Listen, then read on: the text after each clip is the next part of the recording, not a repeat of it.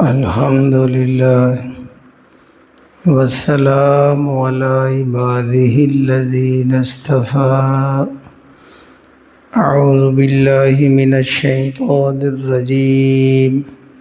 بسم اللہ الرحمن الرحیم. آج ہم رکوع نمبر 10 آیات 35 سے 39 تک انشاءاللہ پڑھیں گے. یا ایہا الذین آمنوا اتقوا اللہ وابتغوا الیہ الوسیلۃ وجاہدوا فی سبیلہ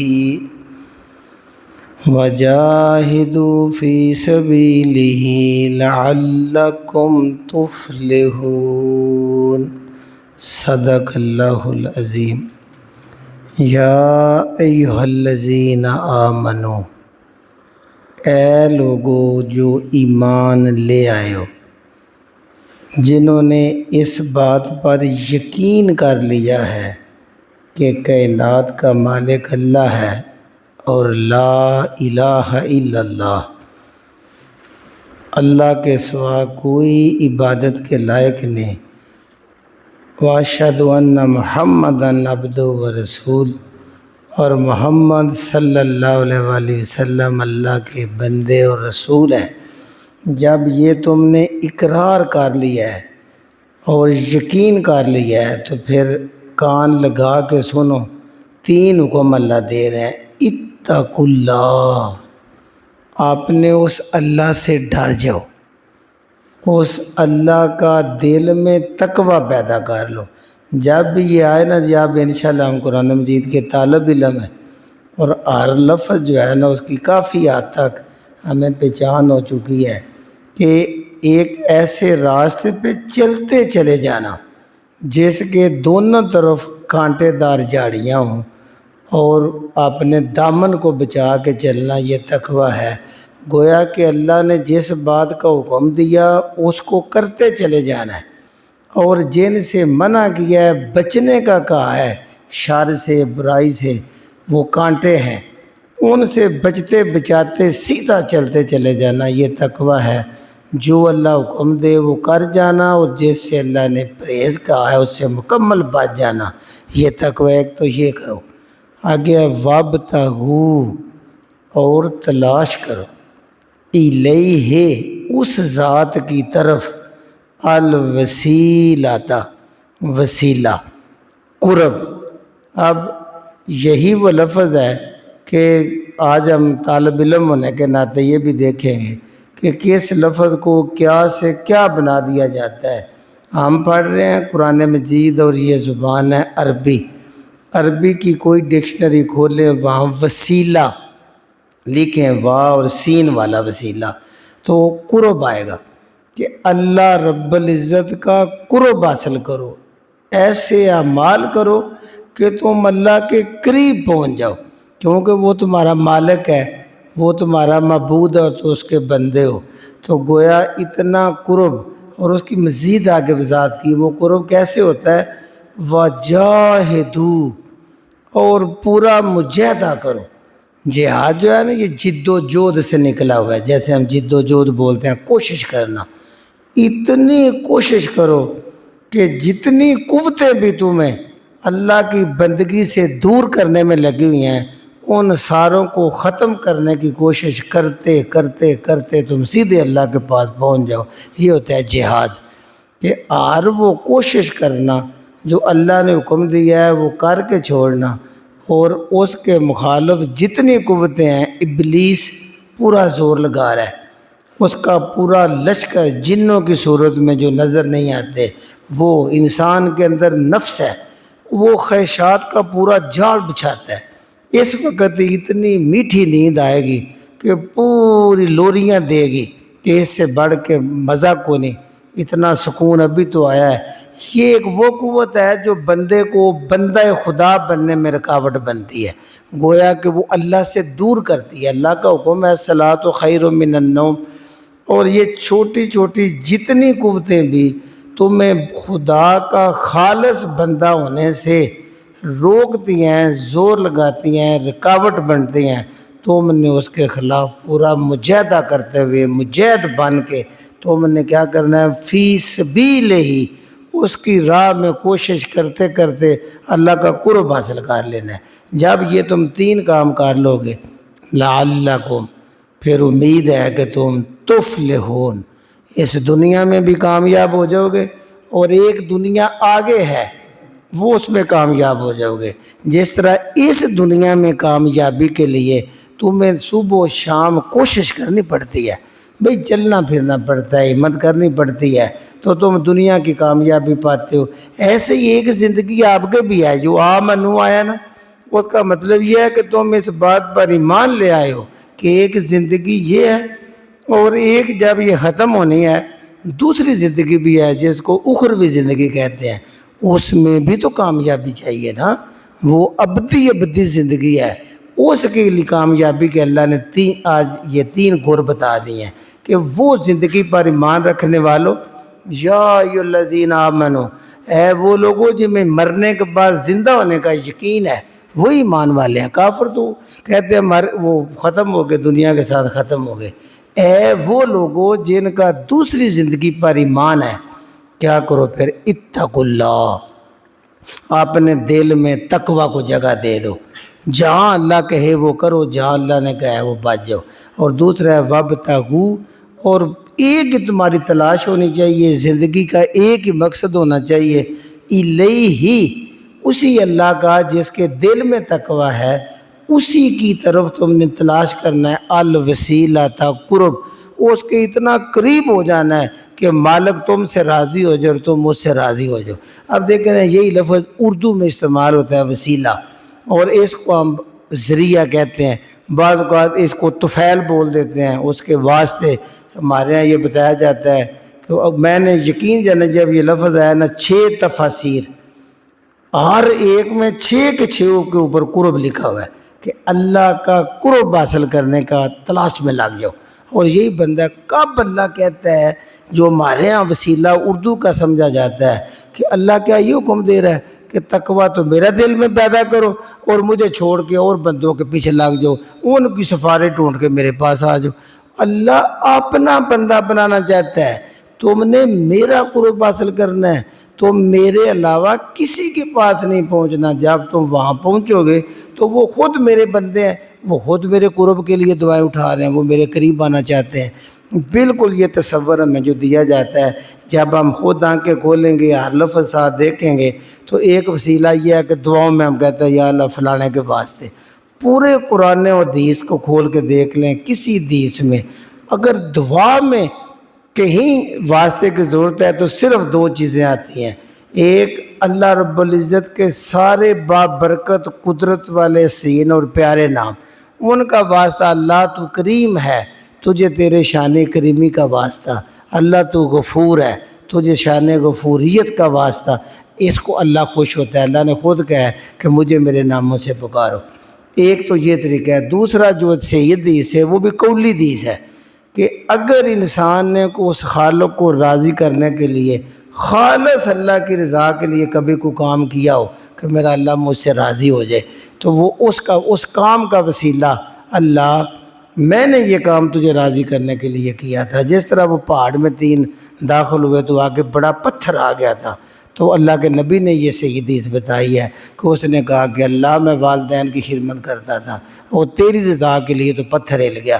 صرف یہ 2 اعمال کے بندہ اللہ کو اللہ کے سارے ناموں کے واسطے دے، اور دوسرا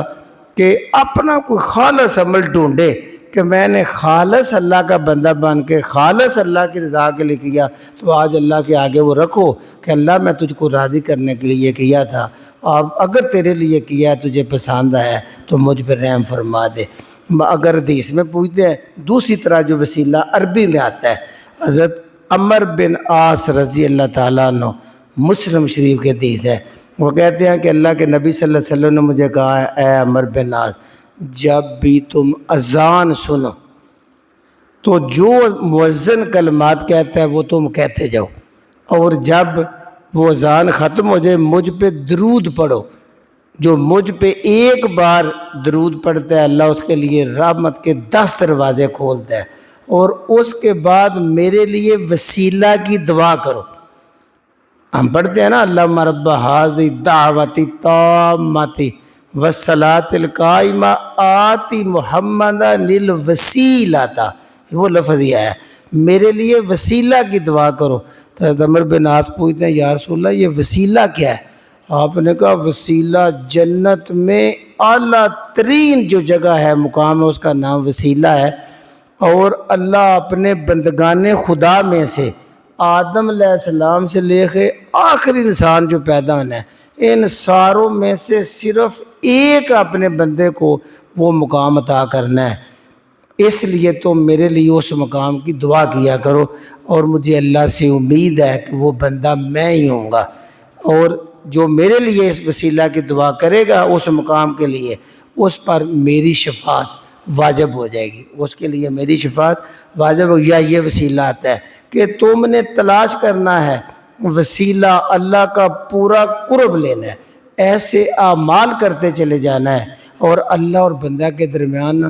صرف بندگی کا ہی رشتہ ہے۔ یعنی غلام کا کیا مطلب ہے؟ آج دنیا میں بغیر ہم نے اپنا کوئی نوکر رکھا ہوا ہے، حالانکہ غلام تو ہوتا ہے قیمت سے خرید کے لانا، اور اگر وہ تمہاری رضا کے مطابق کام کرے، تمہاری اطاعت کرے، تمہاری بات مانے، تو وہ تمہارا قریب ہوتا چلا جائے گا۔ تو یہ بالکل جس طرح قرآن مجید کے پچھلے اگلے الفاظ وضاحت کرتے ہیں، یہ اسی طرح چلنا چاہیے۔ یا الذین آمنوا، اے آخرت پر یقین رکھنے والو، جس طرح دنیا میں کوشش کرتے اس طرح اتقوا اللہ، اللہ کا تقوی دل میں رکھو، ہر وقت تمہارے ذہن میں اللہ پاک ہوں، وابتغوا، اور تلاش میں لگ جاؤ، تمہاری زندگی کا مقصد ہو الیہ، اسی ذات کی طرف ہم نے الوسیلۃ، قرب حاصل کرنا ہے، اس کو راضی کرنا ہے۔ پیارے نبی کریم صلی اللہ علیہ وسلم کی پوری زندگی ہمارے سامنے ہے کہ جب سے آپ نے کہہ دیا کہ اشہد ان لا الہ الا اللہ، آپ بتائیں کسی آستانے پہ گئے ہو، کسی اور دربار پہ پہنچے ہو، کوئی ذریعہ نہیں، سجدوں میں اللہ کو راضی کیا ہے، یہاں تک کہ تہجد میں آپ کے قدم مبارک سوج جاتے تھے۔ امی عائشہ صدیقہ کی آنکھیں بھر رہیں، انہوں نے کہا یا رسول اللہ صلی اللہ علیہ وسلم، اللہ نے آپ کے اگلے پچھلے گناہ معاف کر دیے ہیں، انسانوں میں افضل ترین مقام پہ آپ ہیں، تو پھر کیوں اتنی تکلیف اٹھاتے ہیں؟ آپ نے کہا عائشہ تو نہیں چاہتی میں اللہ کا شکر گزار بندہ بن جاؤں، میں اللہ کا اتنا قرب حاصل کر لوں کہ اللہ مجھ سے راضی ہو جائے اور روز قیامت مجھ پہ رحم فرما دے۔ یہ ہے اصل میں وسیلہ، کدھر سے پکڑ کے جو اصل اللہ کے قرب کا ذریعہ ہمیں بتایا گیا ہے، اس سے پکڑ کے غیر اللہ کی طرف بھگا دیا گیا ہے کہ تم وسیلہ کیوں؟ کہ جو آخرت پر ایمان نہیں رکھتے ہیں وہ آخرت کی دنیا کو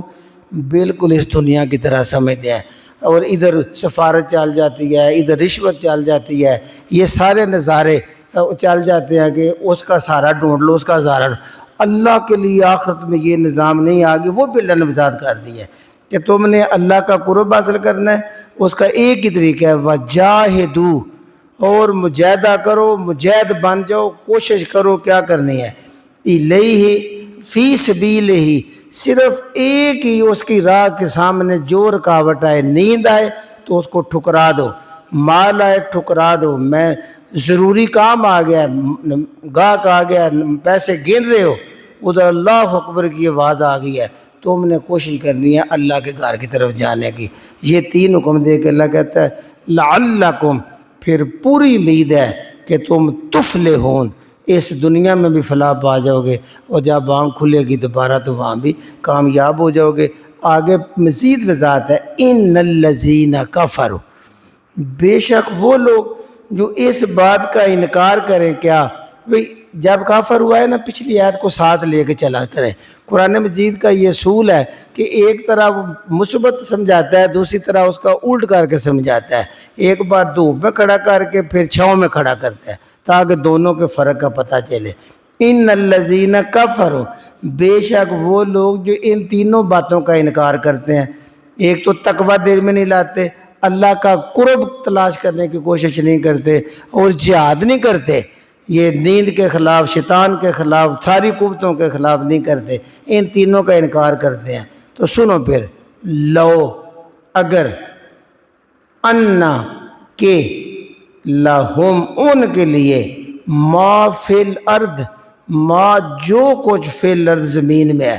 جب ان کی آنکھ بند ہو جائے گی اور دوبارہ اٹھے گی تو جو کچھ زمین میں ہے ان کے لیے ہو جائے جمیعاً، سب کا سب ان کا ہو جائے.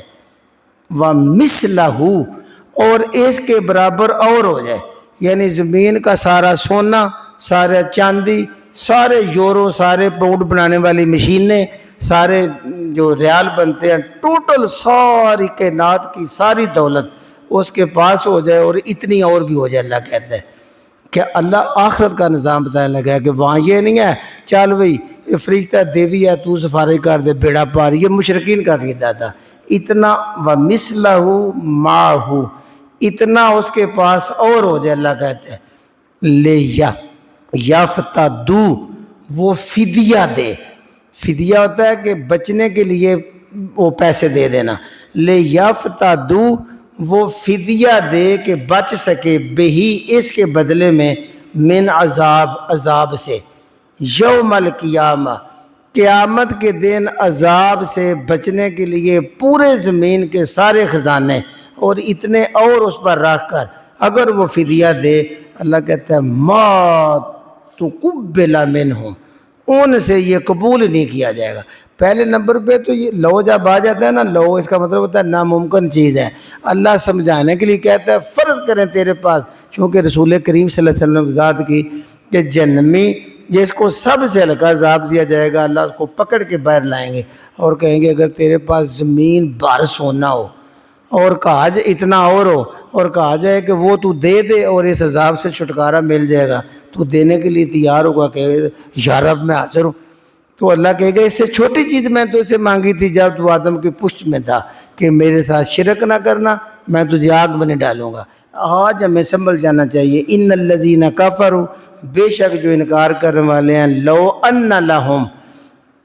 اگر ان کے پاس ہو ما فی الارض جمیعا جو کچھ زمین میں ہے سب کا سب اس کے پاس ہو، وَمِثْلَهُ اور اس کے برابر ما ہو اور بھی اس کے پاس ہو، لِيَفْتَدُوا وہ اس کے بدلے میں فدیہ دینا چاہے، بہی اس سب کو من عذاب سے بچنے کے لیے، یوم القیامہ قیامت کے دن ما تقبل منہم ان سے قبول نہیں کیا جائے گا. وہ اللہ کی عدالت ہے، وہ تھوڑے ہمارا تھانہ ہے کہ ادھر یہ ہو جانا ہے. اللہ کی عدالت ہے. وہ کیا ہوگا پھر وَلَهُمْ عَذَابٌ أَلِيمٌ ان کے لیے دردناک عذاب ہوگا. اور عذاب بھی ایسا اللہ کہتا ہے یریدون وہ ارادہ کریں گے جو جنت میں جائیں گے، وہ چاہیں گے ان یخرجوا کہ وہ اس سے نکل پائے. کون بندہ آگ میں جو گرتا ہے پوری کوشش کرتا ہے نکلنے کی، وہ اس سے نکلنے کی پوری کوشش کریں گے. من النار آگ سے، وہ آگ سے نکلنے کا پورا ارادہ اور چاہیں گے. اللہ کہتا ہے وما ہم اور نہیں ہیں وہ بخارجین خارج ہونے والے نکلنے والے مینا، وہ اس سے نکلنے والے ہے ہی نہیں. کیوں؟ وَلَهُمْ ان کے لیے عذاب مقیم عذاب ہے قائم رہنے والا، مستقل عذاب ہے. کوئی بیچ رام نہیں آ گیا وقفہ آ گیا تھوڑی دیر سا لے لو، نہ قائم رہنے والا عذاب ہے. آخری آیت ہے وَسَارِ کو سارے کہتے ہیں چور کو، مرد چور، چور وساری کا تو اور چورنی. یہ جو تے آتا ہے نا دیکھیں نا وسارقو کاف ہے نا تو آگے کاف کے ساتھ وہ گول تے آ جائے تو یہ مؤنث ہو جاتا ہے. وسارقو چوری کرنے والا مرد، وسارقاتو اور چوری کرنے والی عورت، یعنی مرد ہو یا عورت ہو چوری کرے. فقطعو قطع کر دو، کاٹ دو. ایدیہما ایدیہ ہاتھ ہما ان دونوں کا، ان دونوں کا ہاتھ کاٹ دو. کیوں؟ جزاءً یہ بدلہ ہے، بما کسبا جو ان دونوں نے کسب کیا ہے، چوری کی ہے، جو کام کیا ہے اس کا بدلہ یہ ہے کہ ہاتھ کاٹو تاکہ اندر چوری نہ کریں. نکالاً دوسرا یہ عبرت ہے، من اللہ اللہ کی طرف سے. اس کا مطلب یہ ہوتا ہے کہ ان کو سر عام ہاتھ کاٹنا ہے تاکہ دوسرے لوگوں کو عبرت ہو جائے اور وہ ڈر جائے. اسلام میں جو سزائیں ہیں نا یہ دو لفظ بولے جاتے ہیں، ایک ہے حدود، ایک ہے تعزیر، تعزیرات پاکستان، تعزیرات ہند، آپ سنتے رہتے ہیں، جن کی 5 ایسے جرم ہیں جن کی سزائیں قرآن اور حدیث میں مقرر ہو گئی ہیں، جیسے قتل ہے، زنا ہے، یہ شراب کی حدیث میں مقرر ہے، تو ان کو دود کہتے ہیں۔ باقی جتنے جرائم ہیں جن کی سزا دی جا سکتی ہے ان کو تعزیر بولتے ہیں، تو یہ حدود میں شامل ہے۔ یہ جو چوری ہے کیونکہ اللہ نے اس کی سزا قرآن میں بتا دی ہے۔ وسارق، چوری کرنے والا مرد، وسارقہ، تو چوری کرنے والی عورت، فقطعو، قطع کر دو، کاٹ دو، ایدیا، ہاتھ، ہما، ان دونوں کا ہاتھ کاٹ دو، جزاءً، یہ بدلہ ہے، بما کسبا، جو ان دونوں نے کسب کیا، کام کیا، نکالاً، عبرت بھی ہے، من اللہ، اللہ کی طرف سے۔ یہاں بھی اللہ کے نبی صلی اللہ علیہ وسلم کی حدیث موجود ہیں، تھوڑا بہت ان میں اختلاف آتا ہے۔ ایک روایت میں آتا ہے کہ اللہ کے نبی صلی اللہ علیہ وسلم نے چوری کا نصاب بھی بتایا ہے، بھئی اتنی چوری ہو تو تب ہاتھ کاٹنا ہے۔ اگر یہ نہیں جاتے جاتے کسی کے پھل درخت سے 2-4 سیب اتار لیے ہیں، چوری، یا سبزی کسی کی ہے تھوڑی سی اتار لی ہے، کسی کا وہ ایندھن پڑا ہوا ہے 2-4 ڈنڈے پکڑ لیے ہیں، لے گیا، اس پہ ہاتھ کاٹنے کی سزا نہیں، قاضی سزا ضرور دے گا، لیکن یہ جو ہاتھ پوری ہے نا کہ دایاں ہاتھ کلائی سے کاٹ دینا ہے پہلی چوری پہ، تو اس کی سزا کے لیے نصاب ہے۔ یہ حدیث میں بھی 3 طرح کا آتا ہے، آگے فقہا میں بھی لمبا اختلاف، تھوڑا سا اشارہ دیتا ہوں چونکہ طالب علم میں ہم قرآن مجید کے۔ نبی صلی اللہ علیہ وسلم فرمایا ایک ڈھال کے برابر، اس زمانے میں ڈھال ہوتی تھی، ایک ڈھال کی رقم کے برابر جو چوری کرے گا اس پہ ہاتھ لگ جائے گی، ہاتھ کاٹا جائے گا۔ اور ڈھال اس زمانے میں 10 درہم کی آتی تھی، یعنی 10 درہم۔ اور امی عائشہ صدیقہ رضی اللہ تعالیٰ عنہ سے روایت ہے کہ نبی صلی اللہ علیہ وسلم نے فرمایا کہ چوری کرنے والے جس پہ ہاتھ لگے گی وہ کا 1/4 دینار ہے، یعنی دینار کا 1/4 حصہ، اس کے برابر اگر وہ چوری کر جاتا ہے تو پھر اس کا ہاتھ کٹ جائے گا، اس پہ لاگو ہو جائے گی یہ حد۔ اور دینار جو ہے نا اس کا 1/4 حصہ اس وقت 100 درہم کا تھا، تو گویا اب 10 درہم سے لے کے 100 درہم تک۔ تو سچ یہی ہے کہ حکومت و اسلامی اور وہاں مقررہ قانون پاس کر دے ہر حالات کے مطابق کہ یہ اب چوری کی حد ہوگی، جیسے آج کل ہمارے یہاں روپے چلتے ہیں، اتنے روپے کے جو چوری کر دے گا اس پہ حق لاگو ہو جائے، پھر ہاتھ کاٹ دیا جائے گا۔ اگر اس سے کام کیا ہے تو پھر قاضی اپنی مرضی کے مطابق سخت سزا دے گا، ہاتھ کاٹنے سے کم سزا ہوگی لیکن ہوگی ضرور۔ یہ پوری وضاحت آگے چلتی ہے، تو یہ اس میں کیا ہے، سر عام سزا دینی ہے، چوری کی سزا ہے اور عبرت ہے دوسرے لوگوں کے لیے کہ سر عام دینی ہے۔ اور آگے تیسری بات جو آ جاتی ہے وہ یہ اگلی آیت پہ، واللہ، اللہ تعالیٰ، عزیز، پورا غالب ہے، قوت والا ہے، حکیم، اور اس کے ہر کام میں حکمت ہے، تمہیں رحم نہیں آنا چاہیے، تمہیں کرنا چاہیے، وہ قوتوں والا ہے۔ یہ امام راضی کہتے ہیں کہ ایک بدو عربی تھا، بدو، پنڈو، اس کے سامنے قرآن کی تلاوت پڑھنے کی گئی تو غلطی سے یہ سورۃ مائدہ پڑھتے پڑھتے نا یہ آیت اس نے پڑھی تو آخر پہ آ گیا واللہ غفور الرحیم، یہ عزیز الحکیم ہے۔ اس نے کہا کہ نہیں، یہ اللہ کس کا کلام ہے؟ وہ کہتے ہیں یہ تو اللہ کا ہے، کہتے ہیں اللہ کا نہیں لگتا، کہتے ہیں پھر دوبارہ اس بندے نے تلاوت کی، جب اس نے کہا واللہ عزیز الحکیم تو اس نے کہا ہاں یہ اللہ کا کلام۔ اس نے کہا تجھے کیسے پتہ چلا، تجھے حفظ تو ہے کوئی؟ اس نے کہا ربط نہیں ملتا، اللہ کہہ رہے ہاتھ کاٹ تو آگے کہتے ہو اللہ غفور الرحیم ہے، یہ بالکل اللہ کا کلام نہیں ہے۔ اگر عزیز و حکیم ہو تو یہ اللہ کا کلام ہے۔ جب آپ قرآن سے نسبت کریں گے نا تھوڑا تھوڑا دیکھتے جائیں گے، انشاءاللہ یہ چھوٹی چھوٹی باتیں ذہن میں آئیں گی۔ آگے دیکھیں وضاحت آ جاتی ہے، فمن، پس جو چور چوری کے بعد تابا، توبہ کر لے، من بعد، اس کے بعد، ظلم ہی، اس ظلم کرنے کے بعد اگر وہ توبہ کر لیتا ہے، وَأَصْلَحَ، اور اصلاح بھی کر لیتا ہے، اپنی اصلاح کر لیتا ہے، فَإِنَّ اللَّهَ، پس بے شک اللہ تعالیٰ، یتوب علیہ، اس کی توبہ قبول کرنے والا ہے۔ ان اللہ، بے شک اللہ تعالیٰ، غفور الرحیم، ادھر آتا ہے کیونکہ پیچھے توبہ ہے، مہربانی کرنی ہے، تو وہاں بے شک اللہ تعالیٰ بخشنے والا، رحم کرنے والا۔ یہ توبہ کا یہ مطلب ہے کہ اگر ایک بندے نے توبہ کی ہے گورنمنٹ کی گرفتاری سے پہلے اگر وہ سچے دل سے توبہ کرے، اپنا مال لے کے جس کی چوری کی اس کے گھر چلا جائے، مال واپس دے، اس کو راضی کر لے، معافی مانگ لے، وہ حد سے بچ جائے گا۔ لیکن جب اس کو گرفتار کر لیا ہے اور اس کا جرم ثابت ہو گیا ہے، اب قاضی کے پاس کوئی اختیار نہیں کہ وہ حد لاگو نہ کرے، کیونکہ یہ اللہ کی طرف سے یہ مقرر کی ہوئی حد ہے، لہذا اب اس کا ہاتھ کٹ گیا ہے، اس کے بعد وہ توبہ سچی کر لے اور اپنی اصلاح کر لے، نیت کو درست کر لے، آئندہ چوری کا کبھی ارادہ نہ کرے، پھر اللہ تعالیٰ آخرت میں جو عذاب دینا ہے جو اس نے گناہ کیا ہے اللہ تعالیٰ وہ معاف کر دیتا ہے۔ اللہ کے نبی صلی اللہ علیہ وسلم، امی عائشہ صدیقہ آخری حدیث بیان کرتا ہوں، کہتے ہیں کہ ایک آدمی پہ چوری کا جرم ثابت ہو گیا، اللہ کے نبی صلی اللہ علیہ وسلم نے کہا لے جاؤ اس کے ہاتھ کو کاٹ دو اور کاٹ کے پھر میرے پاس لے آؤ۔ اس کا ہاتھ کاٹ دیا گیا، جب وہ آپ کے پاس دوبارہ آیا تو آپ نے کہا اللہ سے توبہ کرو، اس نے اللہ سے توبہ کی، آپ نے کہا یا اللہ اس کو معاف کر دے، اللہ نے اس کی توبہ کو قبول فرما لیا۔ اور جو مشہور حدیث آپ نے سنی ہو یا مشہور و معروف کہ وہ قبیلہ مخزوم کی ایک عورت پر جب چوری کا الزام لگا تو پورے قبائل جو ہیں وہ کانپ اٹھے کہ اتنا بڑا خاندان، اتنا امیر، تو اب نبی صلی اللہ علیہ وسلم نے اس کے ہاتھ کاٹ دینے ہیں، بڑی سفارش۔ تو انہوں نے حضرت اسامہ جو حضرت زید کے بیٹے تھے ان کو کہا کہ آپ نبی صلی اللہ علیہ وسلم کے بڑے قریبی ہیں، سفارش کریں، بڑا خاندان ہے، عورت ہے بیچاری، معافی مل جائے۔ تو جب اس نے سفارش کی، اللہ کے نبی صلی اللہ علیہ وسلم ممبر پہ کھڑے ہوئے اور انہوں نے چھوٹا سا خطبہ دیا، لوگوں دیکھو تم سے پہلے جب کوئی شریف آدمی، شریف میں بڑا آدمی جب وہ جرم کرتا تھا نا، آج کل بھی کہتے ہیں سارے شریف پاکبان ادھر آ جاؤ، یعنی انسان سارے برابر ہیں، سب سے رائے لو،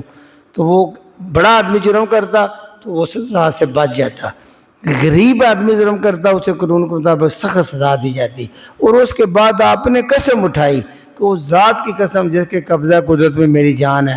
اگر فاطمہ بنت محمد بھی ہوتی، یعنی اس عورت کا نام بھی فاطمہ تھا، تو میں اس کے بھی ہاتھ کاٹ دیتا۔ اور حدیث میں آتے آپ نے ہاتھ کاٹنے کا حکم دے دیا اور ہاتھ کاٹ دیا گیا۔ امی عائشہ صدیقہ کہتی ہیں کہ وہ عورت بعد میں بھی میرے پاس آتی رہی اور میں اس کی بات نبی صلی اللہ علیہ وسلم تک پہنچاتا رہا، تو نبی صلی اللہ علیہ وسلم نے کہا اسے کہ وہ سچی توبہ کر لے، اس نے بھی سچی توبہ کی اور اس نے بہت اچھی توبہ کی تھی، اس کے الفاظ ہیں وہ اللہ نے اس کو معاف کر دیا۔ لہٰذا بندے سے غلطی سرزد ہو تو توبہ اس گناہ سے کر لو، اللہ تعالیٰ معاف کر دیتے ہیں، لیکن اس سے سزا نہیں معاف ہوتی، گرفتاری سے پہلے پہلے ہو جاتی ہے۔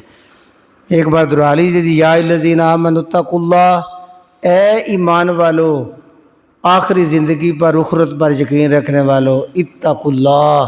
دل میں اللہ کا تقوی رکھ لو، وابتغوا، اور زندگی کا مقصد بنا لو، تلاش میں لگ جاؤ، الیہ الوسیلہ، اس کا قرب حاصل کرنے کا، تم پورا اپنا زندگی کا مقصد بناؤ، تمہاری تلاش ایک ہی ہو، جس طرح پیاسے کی تلاش پانی ہوتی ہے، تو بندہ ہو مومن ہو تو اپنے معبود کی رضا قرب تلاش کرتا ہے، وجاہدوا فی سبیلہ، اور اس کی راہ میں پورے مجاہد بن جاؤ۔ کوئی چیز جو تمہیں دین سے دور کرنے والی ہو، رب سے دور کرنے والی، اس کو اپنے راستے سے ہٹاتے جاؤ، یہ کوشش میں لگ جاؤ، لعلکم تفلحون، امید ہے تم دونوں جہنم میں کامیاب ہوگے۔ ان الذین کفروا، لیکن وہ لوگ جو اس کا انکار کریں گے، لو ان لہم، اگر ان کے پاس ہو، ما فی الارض جمیعا، جو کچھ زمین کے خزانے ہیں سارے کے سارے ان کے پاس ہوں، ومثلہ، اور اس کے برابر، ماؤ، اور بھی ان کے پاس ہو، لیفتدو، وہ فدیہ دینا چاہیں، وہ بچنا چاہیں، بہی، اس کے بدلے میں، من عذاب سے، یوم القیامہ، قیامت کے دن، ما تقبل منہم، ان سے کوئی مال نہیں قبول کیا جائے گا۔ بتا دیا گیا کہ دنیا والی رشوت نہیں وہاں چلے گی، پہلے نمبر پہ تو وہاں دینار درہم ہے کون، اللہ نے سمجھانے کے لیے کہہ دیا ہے، وَلَهُمْ عَذَابٌ مُقِيمٌ، اور نہیں وہ وَلَهُمْ عَذَابٌ أَلِيمٌ، ان کے لیے دردناک عذاب ہوگا، یریدون، وہ بڑے ارادے کریں گے، بڑا چاہیں گے، این یخرجو، کہ وہ نکل پائے، من النار، آگ سے، وما ہم بخارجین، اور نہیں ہے وہ نکلنے والے مینا اس آگ سے، وَلَهُمْ عَذَابٌ مُقِيمٌ، ان پہ قائم رہنے والا مستقل عذاب ہوگا، وَالسَّارِقُ، چور مرد ہو، وَالسَّارِقَةُ، یا چور عورت ہو، فَاقْطَعُوا، کاٹ دو، ایدیہما، ان دونوں کا ایک ایک ہاتھ کاٹ دو، جزاءً، یہ بدلہ ہے، بما کسبا، جو ان دونوں نے کسب کیا، کام کیا، نکالا من اللہ، اللہ کی طرف سے یہ عبرت ہے باقی لوگوں کے لیے، واللہ عزیز، اللہ قوتوں والا ہے، حکیم، اور اس کے ہر کام میں، سزا میں، جزا میں حکمت ہے۔ فمن تاب، پر جو کوئی سچے دل سے توبہ کر لے، من بعد ظلم ہی، زیادتی کرنے کے بعد بھی توبہ کر لے، وَأَصْلَحَ، اور اپنے آپ کو سنوار لے، فَإِنَّ اللَّهَ، اس میں شک ہونے کہ اللہ تعالیٰ یتوب علیہ، اس کی پر مہربانی کر دیتا ہے، اس کی توبہ قبول کر لیتا ہے۔ ان اللہ غفور الرحیم، بے شک اللہ بڑے بخشنے والا، بڑے رحم کرنے والا ہے۔ سبحان ربک رب العزت عما یصفون وسلام علی المرسلین والحمد للہ رب العالمین۔